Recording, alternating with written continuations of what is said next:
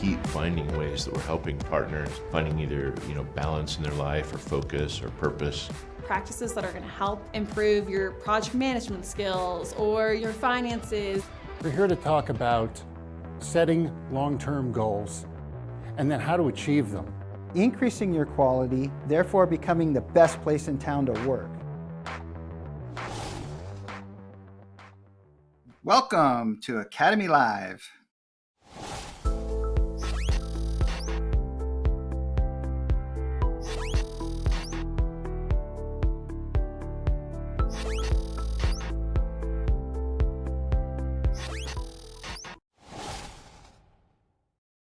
Welcome back to Academy Live. In a few minutes, I'm going to bring on Scott Hamlin, Senior Executive Coach at PAX 8. In this episode, we are going to do a deep dive into the financial aspects crucial for MSPs to enhance their profitability and cash flow. I've known Scott for a long time, and I'm looking forward to our conversation today. He brings with him a wealth of knowledge. Right now, let's take a look at what's on Rex's shelf. What's that stuff behind his head? Frame photos and books he's read. Each one's got a story to tell, so let's educate ourselves on Rex's shelf.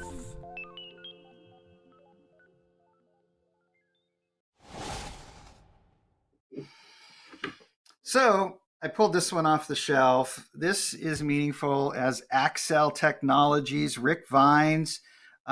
Rick and I were in a peer group, HTG 12, together. And he is the first person to send a check to C-level operations. So the first check that I deposited from a client, and he helped me, really convince me to start C-level to help partners grow and mature their businesses. And I learned a lot. It's one of the things I learned probably the most by working with Excel was I had this experience in this 50-person company and where we had developed all these mature processes. And then I started working with a smaller firm, and I realized that I was probably doing more damage by trying to bring this process designed for 50 people into an environment that had 7 or 8 people. And I kind of had to back off and realize that, no, I need to put processes in place that are appropriate for maybe the next stage, not a stage that's like 2 or 3 maturity stages away from where they are now. And, it was when I first kind of had the light bulb come on that, man, we need to do processes according to the maturity level to help them do better where they are now and maybe prepare them for the next stage, not 2 or 3 stages later. So a lot of lesson learned that this coffee mug, this logo, Accel Technologies represents. So anyway, I think it's time to bring Scott in. There we go. There's Scott. Hey, Rex. We always do, welcome on the show. Take just a couple of minutes and do a little kind of humble brag. Tell us about yourself, why we thought you're the one to bring on. Well, before I do that, are you sure that was your first check that you received or just the first one you deposited? Because if I remember right, I tried to be kind of clear there. Yeah. Technically, I believe Scott might have been my first client. And he sent me a check, and he claims that I lost it. I believe you might have some evidence to prove that's true. Well, we have 2 checks. We did verify that. So with all due respect to Rick, I'm sure he probably feels like he was the first customer, a client, right? Customer, I think you said customer, but client. Busted me. But a little bit about myself. Grew up here in Pacific Northwest, Seattle area, born and raised. Spent some time other places back in Washington, D.C., where I met, or D.C. area, where I met my wife. Grew up as a kid that I think made fun of all the guys and women that were playing with computers, and the joke was on me. I ended up with a little bit of an aptitude for technology.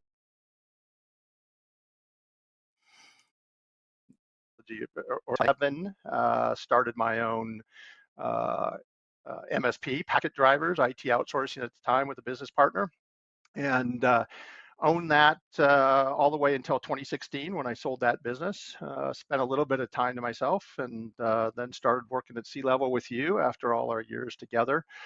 Really had a, actually have a finance degree, which is basically worthless when it comes to small business financial analysis, but it did, give me a passion towards finance, and I've really had that even when I was in peer groups and all of that.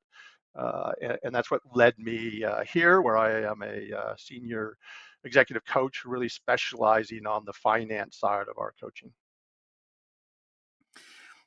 Yeah, Scott, I think the finance degree probably gave you a leg up on a lot of the MSP business owners out there. You probably see it a lot when you're working in the peer groups. And I know you ran your company in a very profitable way, which, made for probably, I mean, no acquisition is easy, but probably made for an easier acquisition when that became the right choice, right?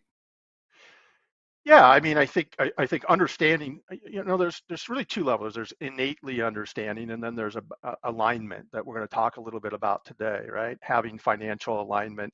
But yes, certainly when we talk about valuations and we talk about M&A, it's really important to have that financial alignment to the industry, which we often, right? It's mostly service leadership, right? They're a thought leader out there, but anything that really takes your financials and gives you something besides just a bottom line.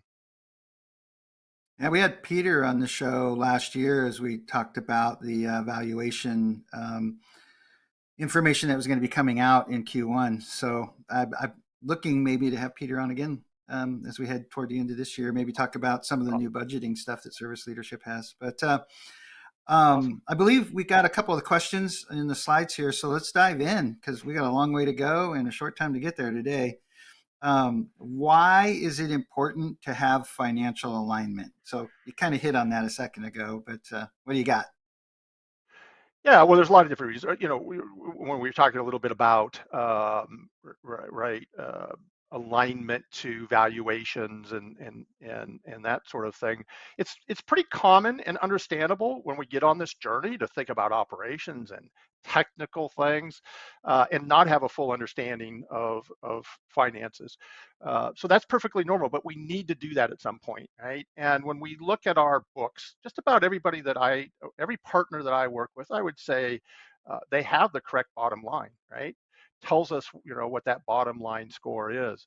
But other things matter, right? We can't just make a decision based on that bottom line. We have to understand gross margins.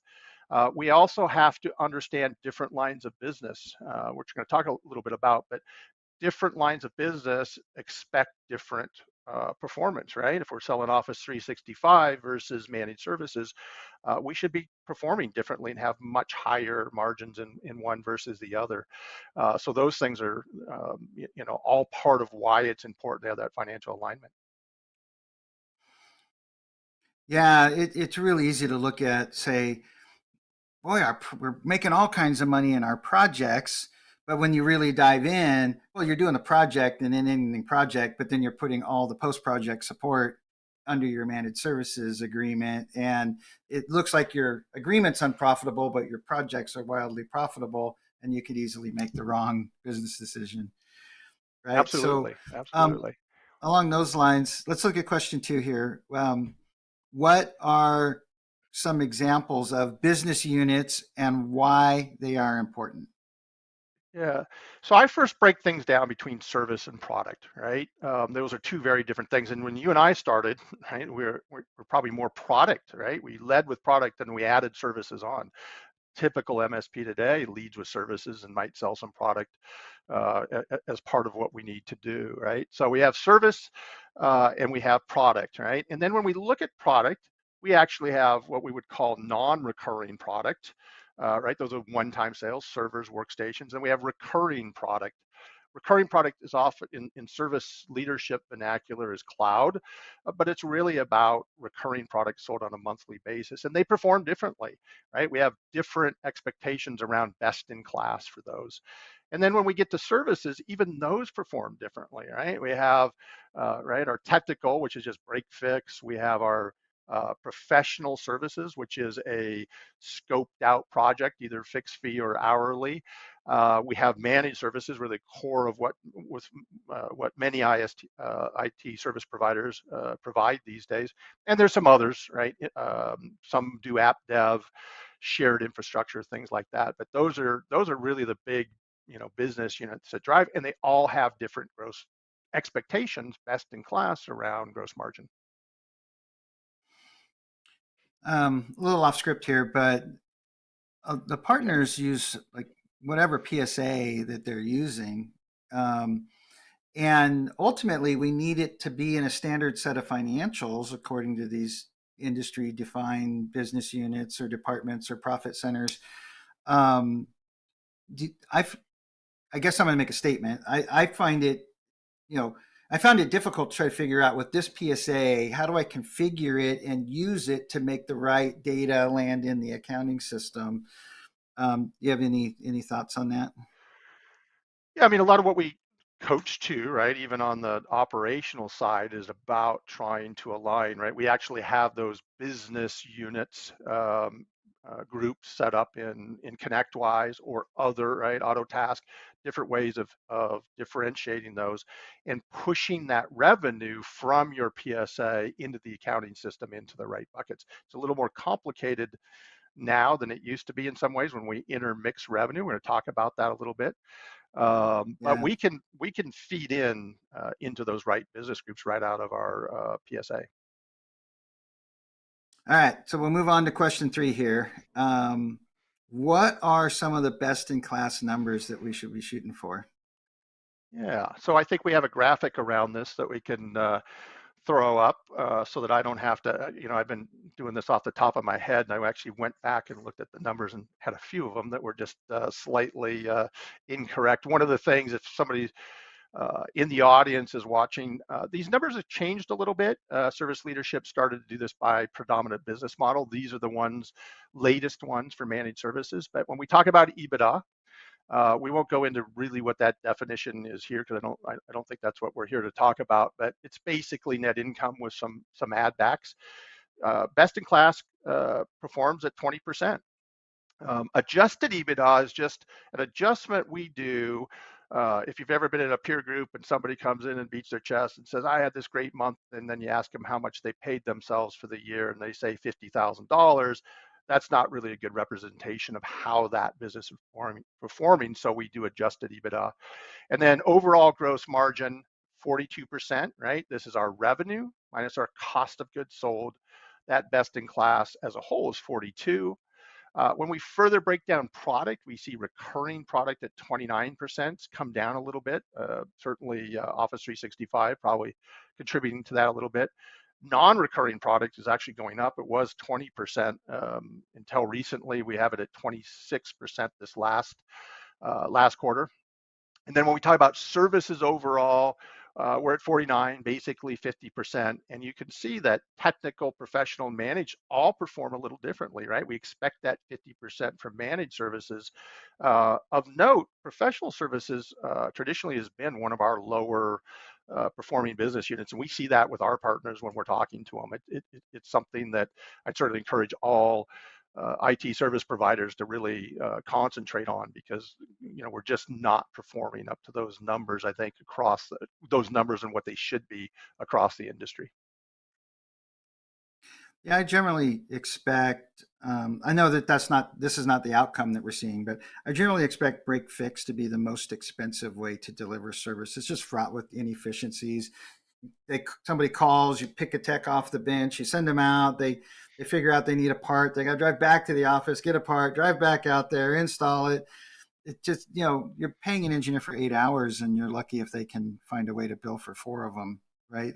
It's the most expensive way to deliver service, at least with projects, right? We get to scope it, have the client agree to it, order the parts, then the parts come in, then we finally schedule it, and hopefully they're on site for more hours of the day.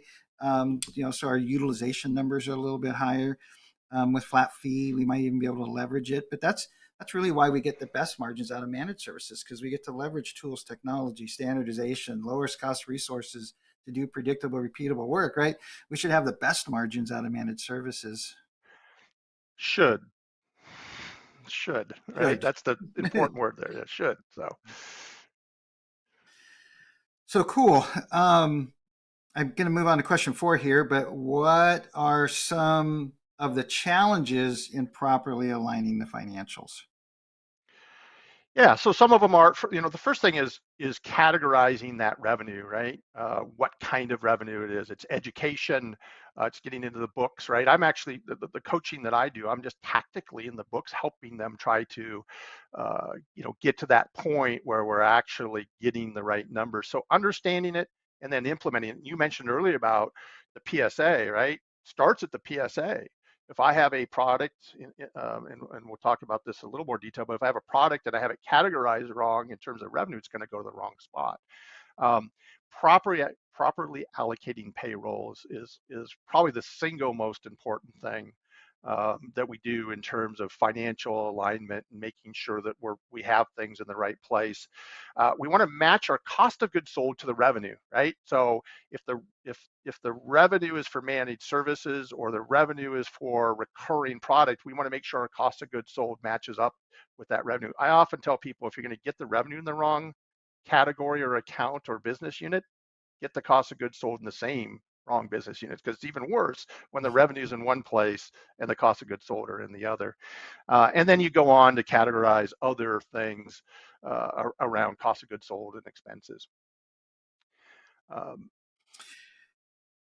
Yeah, because it becomes a little bit challenging when you have one engineer that does a little bit of work in break fix, a little bit of work in projects, and a little bit of work in the flat fee managed services, right? So I know a lot of times I find people just say, well, 53% of my revenue is managed services, so 53% of my labor costs must be managed services, right? And they just put it in that way, and they're manufacturing their margins to be the same. Exactly, right? It's about our effort, right? So it's not about allocating costs based on revenue. It's about allocating it based on where we spend our time, right? And some of the examples that we have of that, I don't know if we had a question or a graphic for this, but in terms of the challenges of properly aligning that, the first thing and the biggest thing is not all recurring revenue is managed services. I think that's super critical for people to understand. We intermix that, and there's a little bit of a bias towards having managed service revenue, right? We've been told for years that, well, you said it earlier, right? Technical services isn't as profitable, so we want managed services. And if I can get my 16% or 17% gross margin Office 365 intermix, maybe my value of my company is a little better. So it's really, understanding that, right? Which means cloud tools, right, are not, they're recurring product, but they're not managed services, right? Recurring revenue, but not managed services. One of the things, and I think we have some examples later, but one of the challenges we're seeing is we're starting to bundle, which I think is a pretty mature pricing model, starting to bundle one price that includes some of this recurring product. So it's a challenge for us to understand what that is. Payroll, you were talking about payroll.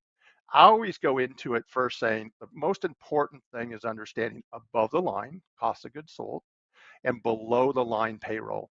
If we can get those two numbers right, we get a gross margin that makes a lot of sense.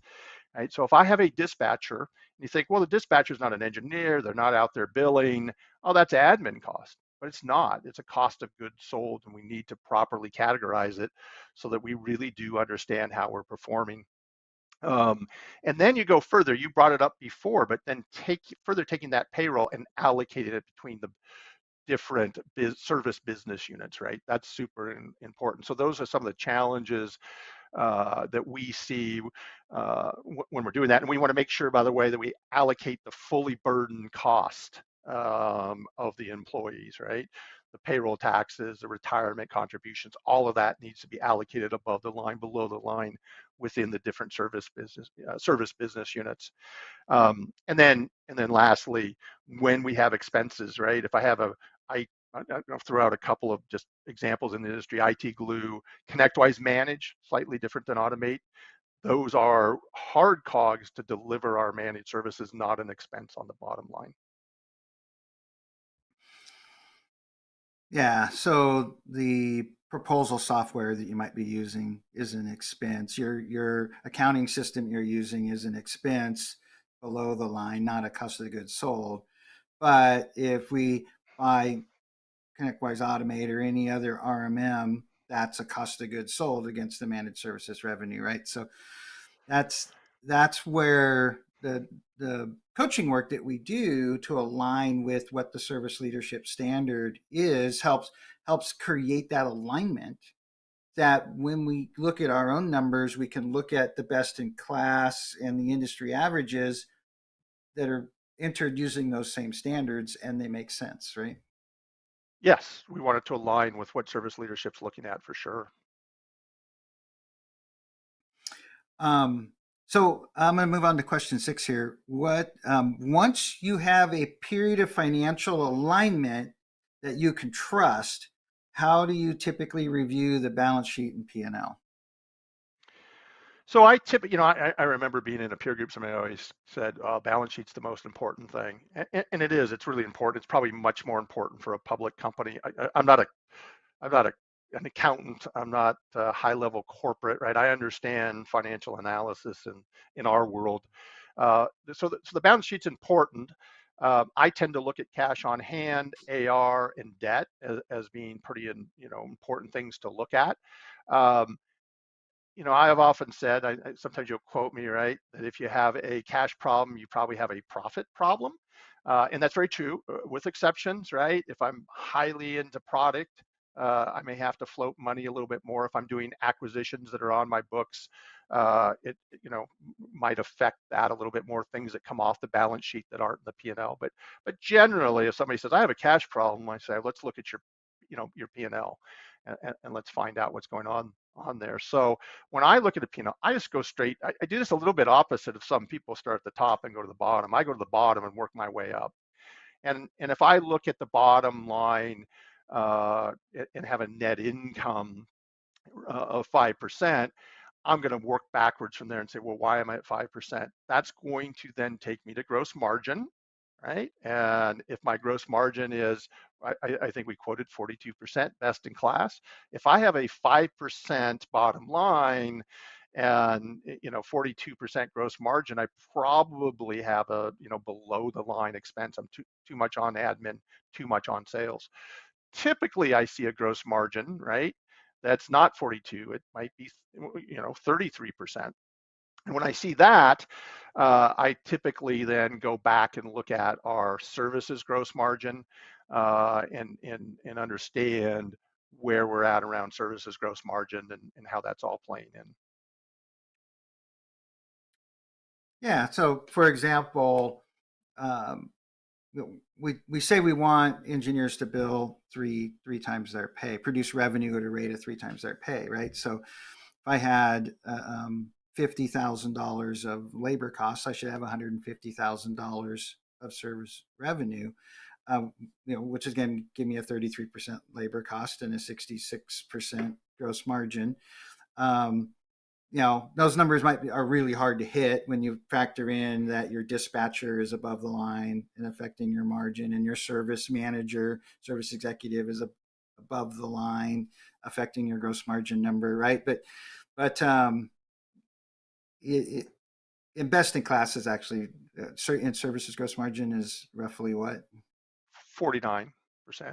49. Yeah. So Right. So in that, when your engineers are producing revenue at a rate of 2 times their pay, when the pay includes the dispatcher and service manager.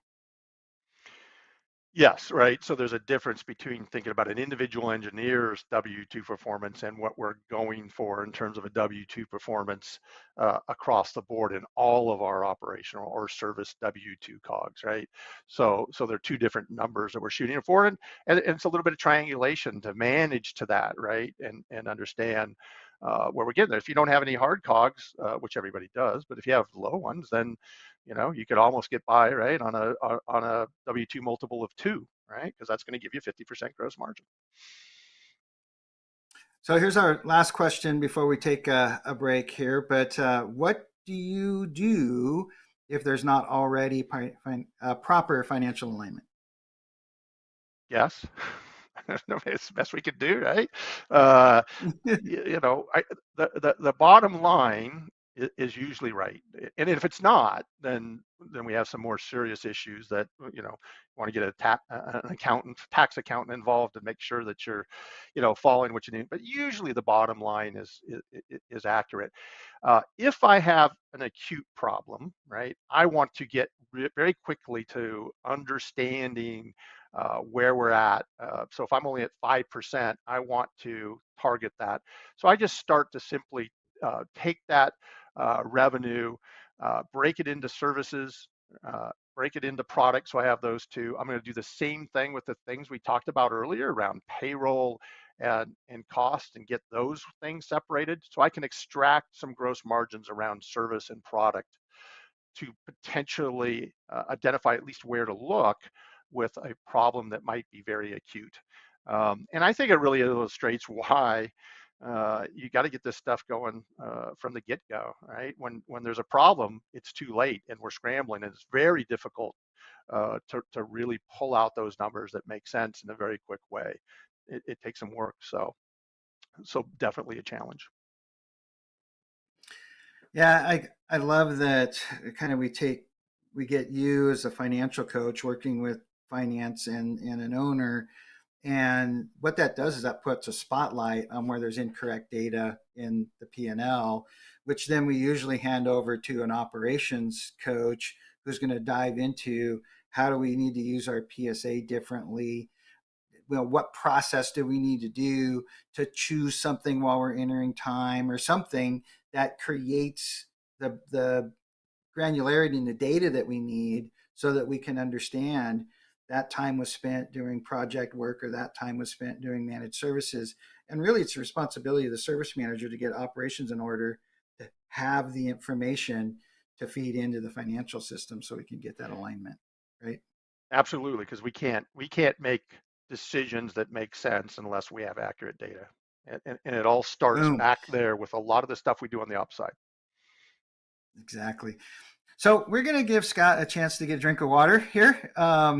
And let's take a look at what Keith Marciano has to say in Sales Pitch.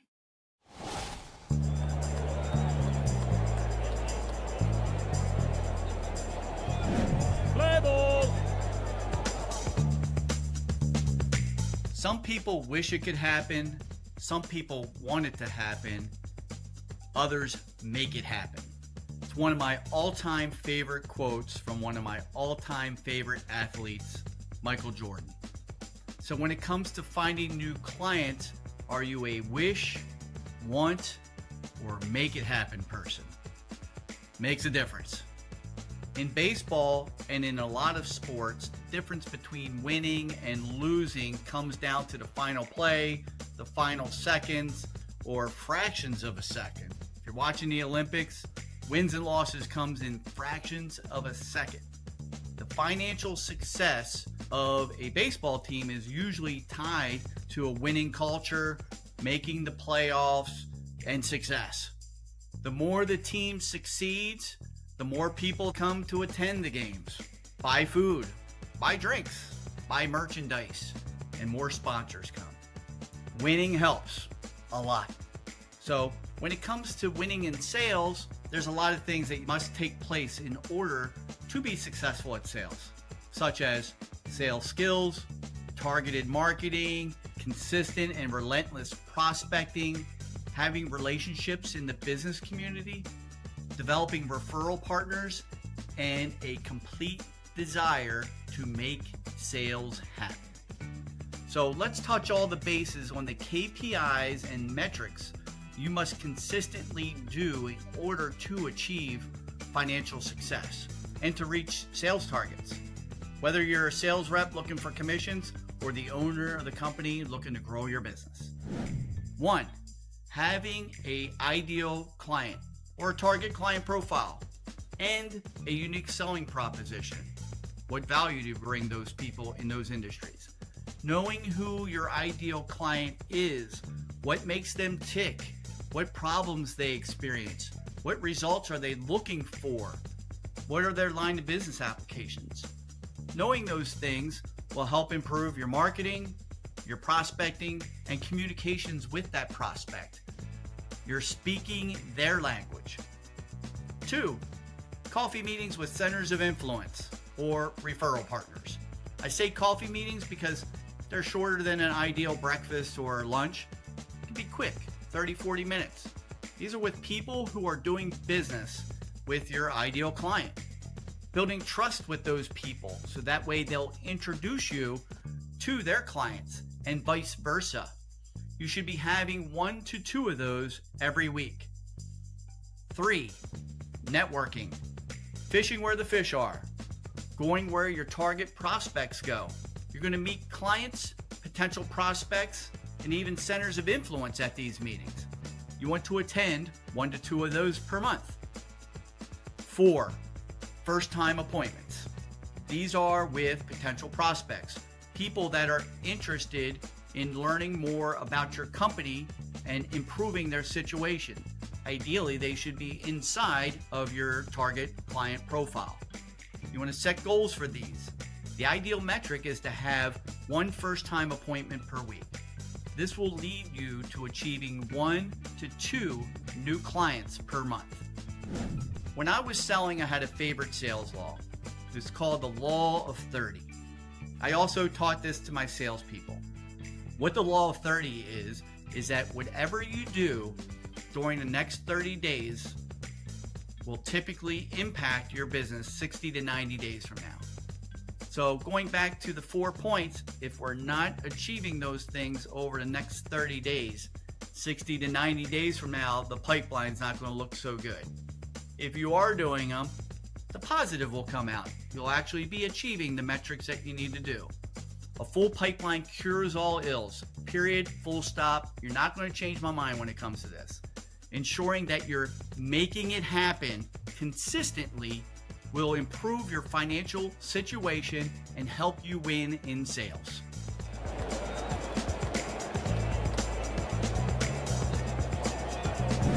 Play ball!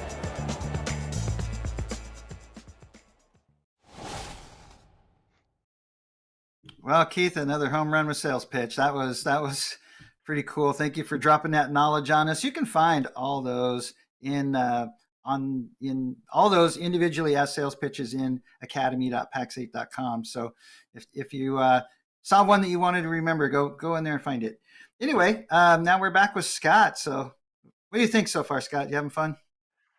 I'm having a great time. I just really appreciate you having me on. It's a great show, great production. Kind of cool to just be on with you, but it would have been fun to give Kaiser a hard time and Bessie, yeah, having a great time. Well, we do enough of that for you. Anyway, what do you say we move on to question number 8 here? So once we have financial alignment, we have all the answers, right? Absolutely, right? I wish, right? I often talk about how financial alignment, right? Again, just to go back a step, the bottom line is probably right. And I tend to talk through these things when we have a problem because I think it's just easier to, illustrate, right? So for 5% net income or EBITDA, however you want to look at it, right? That's a problem, right? And depending on the size of business, it's a risk. It's one of the things that, right, I'm tasked with is, I remember when I was still doing servers and things like that, I always told people I'm there to manage risk. Same thing here. And we just spent half the show talking about financial alignment, right? That was just to get us some numbers that reveal not exactly what the problem is, but just where to go look for the problem, right? So there's still a heck of a lot more than just financial alignment to be able to really have full control, of your financials and your business making decisions.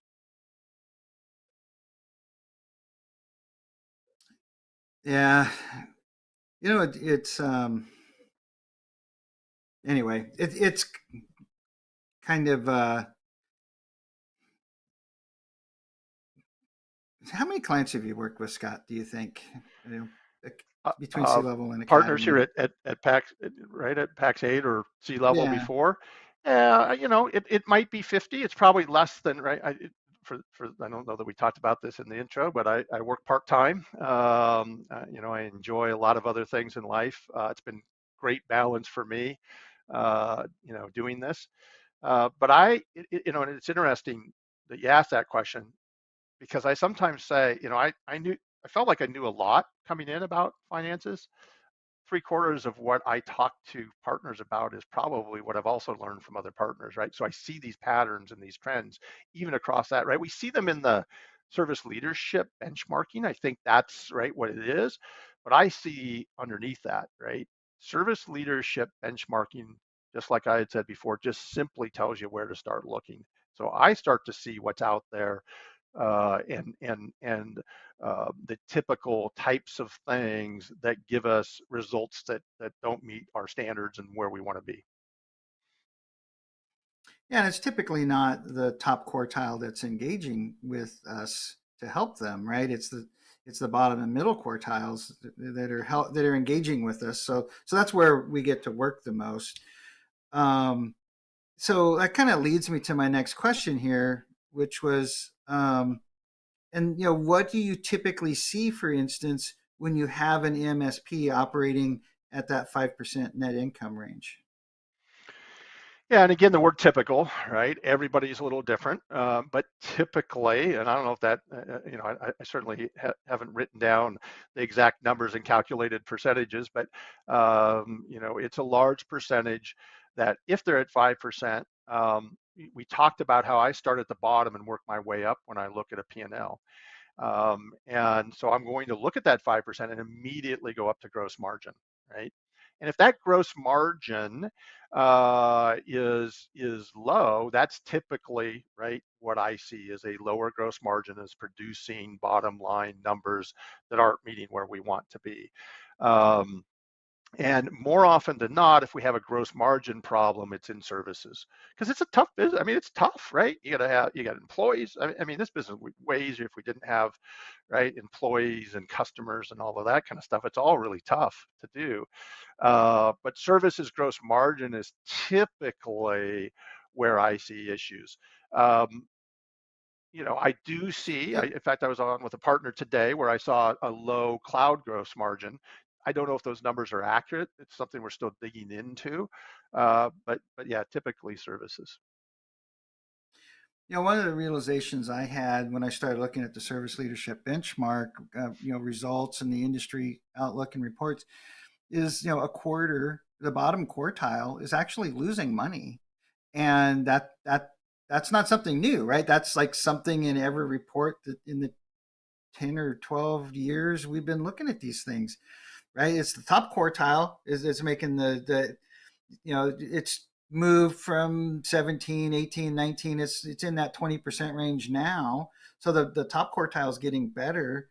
The bottom quartile is traditionally, well, pretty much every report I've ever seen is losing money. And the ones in the middle, kind of lead us to where the average is just single digit percentages profit, right? So, I mean, it was a big realization to realize that 25% of the partners out there that are mature enough to report to the benchmark are losing money. Yeah. Yeah, and I often talk about, when we talk about best in class, that's where we would like to be, right? But sometimes we have realistic goals, maybe in the short term, that aren't necessarily that 20% on the bottom line.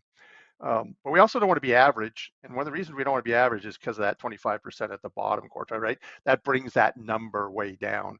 We want to be, statistics. I think I flunked that class in college, but statistics, that, right, the mean or the medium, right, is a lot different than the average. Those bottom quartile are bringing that down. So I oftentimes work with people and say, let's talk about the split, the difference between average and best in class if we're trying to have that intermediate goal to where we're going. So there's a lot of companies that really are challenged, both high revenue and low revenue. Although when you have lower revenue, it's harder to move that ship a little bit, for sure. Yeah. So we're on to question 10 here, and you started to talk a little bit about service gross margin, but what are the typical root causes of poor services gross margin? So what I see out there when I look and dig in, we talked about, okay, now we have financial alignment that we trust. right? So if I look at somebody's books and it says that they are operating at 45% gross margin, and I haven't really dug into whether they're accurate, I don't trust it.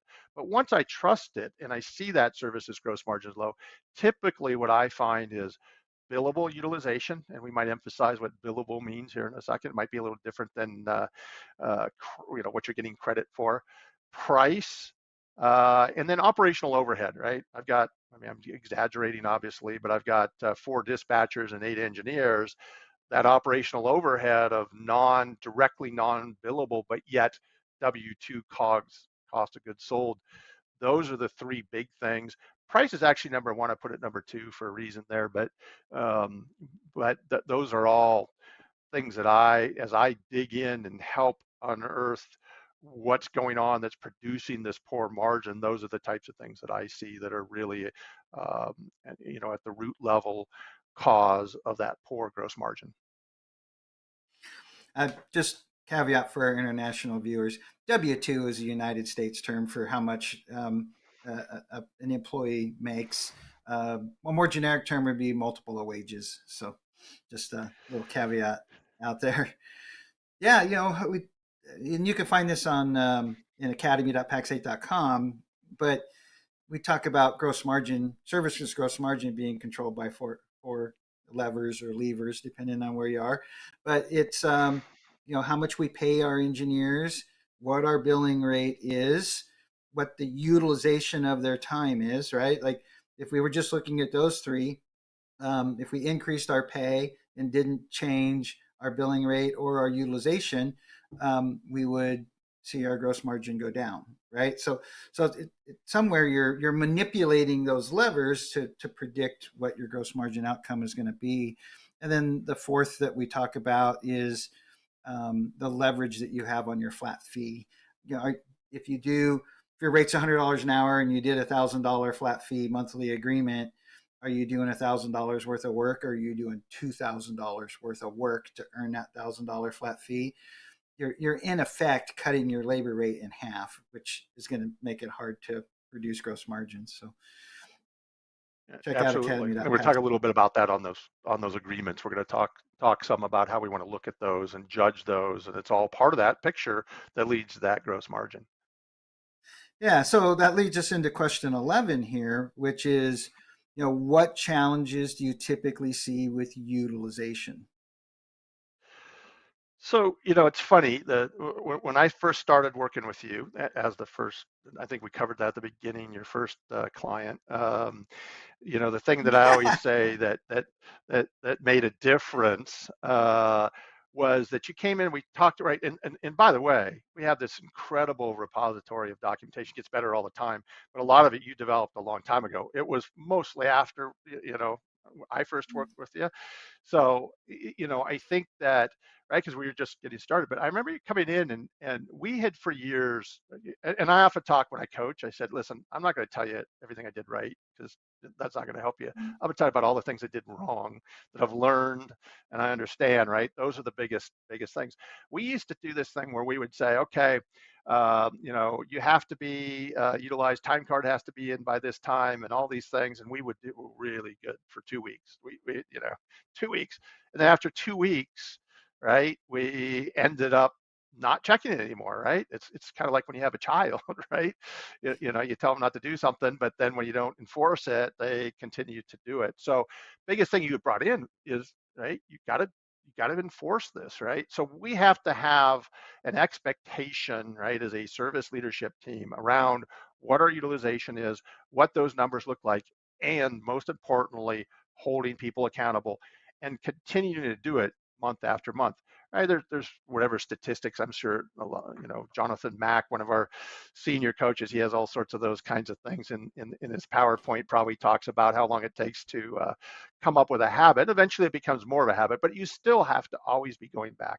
So we set that, right? And then we talk about these numbers can be different per IT service provider, but just very general numbers. A typical engineer, that's all they're doing. We really want them to be 80% billable in a week when they're working all week. No training, no vacation, things like that. The overall number oftentimes comes out to maybe 75%. Again, we often tell people, yeah, everybody can be 50% billable on your team, and you can make a whole bunch of money as long as you charge the right price, right? So, whatever that number is, those numbers I just threw out are kind of what we see on average. Those are really important. And the other thing that I emphasize a lot is there's actually something I didn't know about in ConnectWise, one of our PSAs that are out there, where you can have a work type, you can say it's utilized or not. Right? I often talk to partners about real billable, and real billable is directly servicing revenue. So if it's an agreement, right, fixed fee agreement, and we're working on it, that's directly servicing revenue. If it's going to be an hour that's billed out, directly servicing revenue. If we're giving credit, which we do sometimes, even in our engineer comp plan, that's a little different. So when I'm operating at 32% gross margin, I don't care about the stuff you're giving engineers credit for. I want to know what's directly servicing revenue, because it's probably, if it's low, right? If we're at 50%, it's probably causing some of that challenge in terms of our problem around profitability. So all really important stuff, around utilization, making sure we're always focused on it. Yeah, so for utilization, like we go to work on the way we triage and dispatch tickets to fill an engineer's calendar so that they have a lot they got to get done every day, Right. and then how they enter their time against those individual tickets and create that expectation that they get done. And when we're doing that from an operations perspective, we're working on utilization. I'm going to move into question 12 here, which is, what are the challenges you typically see with price? I think we start with, and I say this generically for all. I mean, maybe you at one point, right, when you were still working for MSPs, I certainly probably had the same issues, and we tend to undervalue ourselves. And some of this goes back. We've improved on a ton of it, but we undervalue ourselves. You'll hear, I hear it a lot. I get this. Well, we're in a different market, than Seattle, if they know I'm from Seattle. But they feel like they can't get the price that they ought to support, right? What their costs are, and making a reasonable profit. I often, this is a little bit different topic, but I often talk about, do you own a job, a business, or an asset, right? And so when we undervalue ourselves in terms of price, you're going to start owning at best a business and not this big asset that's going to be worth a lot of money, and you may just own a job. So it's really important, and we are improving it. I mean, the industry's improved so much in the last 5 or 6 years, but it's still a challenge around price. I almost always, that's really the number one thing I see when I've got an acute problem is price. We're starting to see this more mature pricing on the offering side, where we are starting to take products and labor, bundling up and saying, okay, it's $200 a month, not $125 a month. So that's a mature way to offer it, but it's not mature when you don't account for it correctly. And it's really important that when we're bundling in products, when we talk about price for managed services, it has multiple different lines of product. We talked about that earlier and how we separate it. I think we have a graphic, if I remember correctly, around this. But we're essentially, when we talk about what we're charging the client, in this particular case, we have $175 per user that we're, so you ask a MSP, how much you're charging, and they say 175, and you think that's great. Well, you don't have any idea what the heck that means, because you don't know what's behind it. In a particular case, if you have $50 of product, right, our net service revenue is not $125, right? That's just the subtraction of our cost. Well, that's a product that we need to make money on. It's actually a recurring product, right?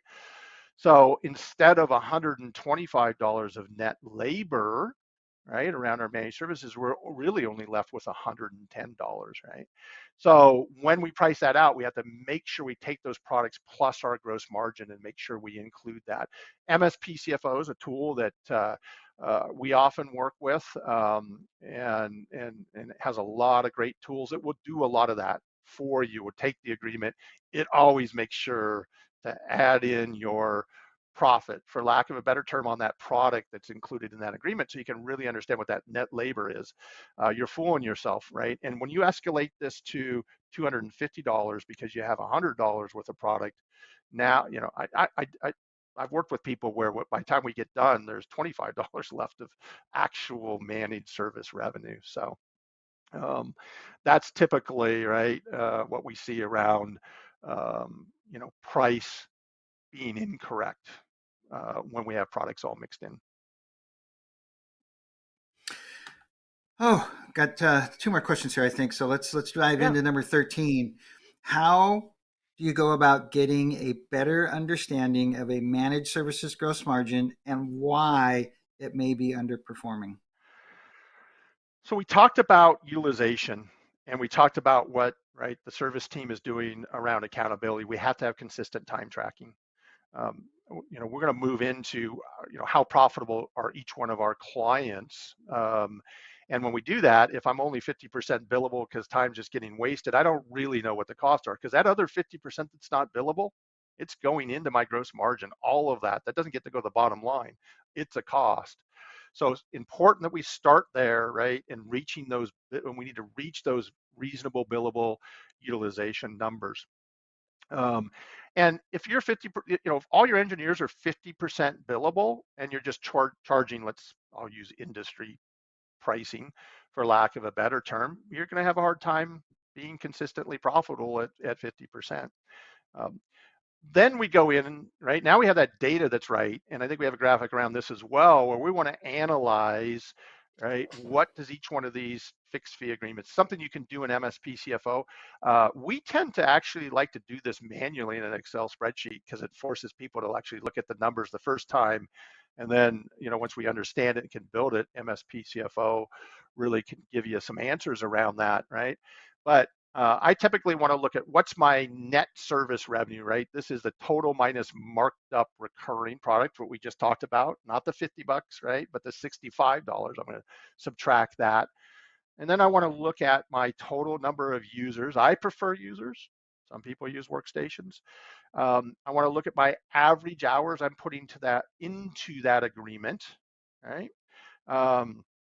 And then I do a couple of things. I want to know how much revenue, because I will work with people that did it by workstation and other devices, and then I ask them to find out how many users they're supporting, and it turns out it's a really low price if we look across the industry. We could do all sorts of analysis. If you tell me you're charging $70 per user or 150, I just say raise the 70 and you'll make money, right? We don't have to get super, you know, analytical about this, but I want to know what that is, because that might be part of the problem around, right? That basically goes back to price. And then I also want to look at effective rate. You talked about ratio that we look at sometimes, but basically what's our effective rate? And so if I'm getting $75, after I've done all that and I have the calculations and I'm getting $75 per user, I probably have a challenge. Some cases not, particular vertical, maybe somebody's, you know, doing okay doing that.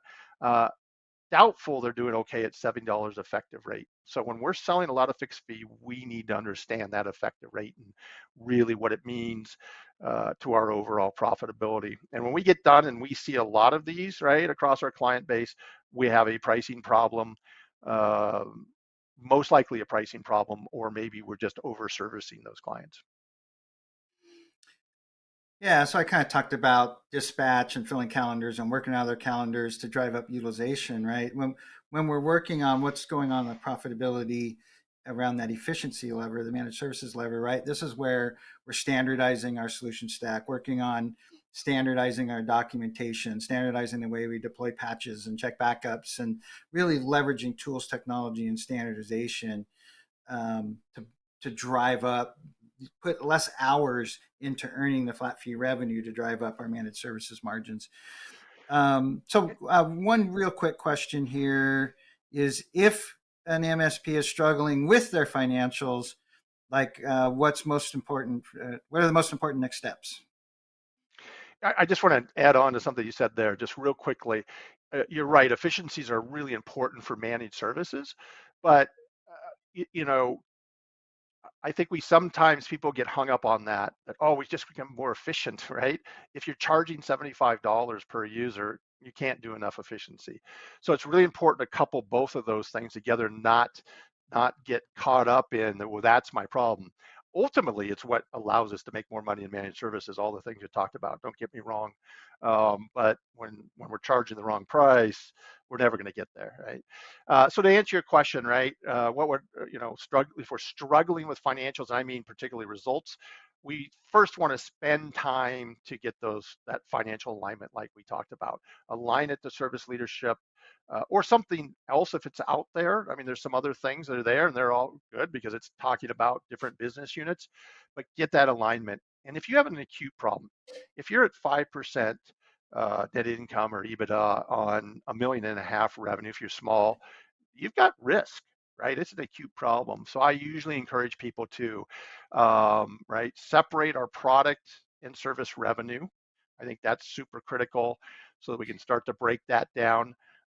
Every once in a while, what I will do with people is say, let's find out what right, let's say you group all the revenue together and we're not sure, I'll often take your cost of goods sold for recurring cloud cost of goods sold and actually just move enough revenue to get a 30% gross margin in cloud and let the rest, right, on all these managed service clients go to, managed services. It's not perfect, but it gets us closer. Make sure we get that payroll above the line and below the line correctly. And what we should be able to do is at least produce some kind of gross margin in services and product that helps us better understand where our problem is. If we're at 2% on $100,000 a month in cloud product, that's a problem, right? And if I'm at 31% on services gross margin, even if it might be 5% wrong, then we've got a problem. I always encourage people, don't wait if you are part of service leadership reporting, don't wait. If you get proper alignment of your accounting system to service leadership or whatever metrics, if it's a different benchmarking, get it all aligned, and you can actually then have reports in your system that give you all these gross margins, so you can see them in real time. Should be reviewing that stuff monthly, right? And then focus on the big stuff, right? Don't get hung up on the leaves on the trees, right? My wife and I talk about forest versus trees. I'm forest, she's trees. Sometimes she's the leaves on the trees, right? And I don't think she watches the show, so I can say that. But don't get hung up. When you were talking about efficiencies, if you're charging $70, charge more. Don't get worried first about the efficiency. You're underpricing yourself, by 50%. So focus on those big things. I think you kind of filled in some final thoughts, but just in case, were there any final thoughts, something we didn't talk about that you want to make sure we get out there? Well, something actually I left out, right? Make sure that this is part of your leadership team, right? We should be looking at these financials on a monthly basis and a quarterly basis. They both kind of matter. Quarterly smooths some things out that are difficult, but make it part of your process, right? That's how we're going to make really good business decisions, right? In the absence of knowledge, we're not making good business decisions. We're just guessing. Well, Scott, thank you for a kick butt show today. Really, it was awesome. You did great. I'm supposed to throw in some final thoughts, but after that mic drop, I don't know that I have anything else to say. So I'm just going to move into the show close here. Thank you to everybody for watching today. Be sure to check us out next week. Sarah, Eric will be our guest. The topic is secrets to becoming a better manager. And remember, we are live every Tuesday at 2 p.m. Mountain and on demand always. And don't forget to subscribe and like on the YouTube channel. And as I close every show, ask yourself, what are you going to do differently tomorrow to grow and mature your business? Thanks. Bye.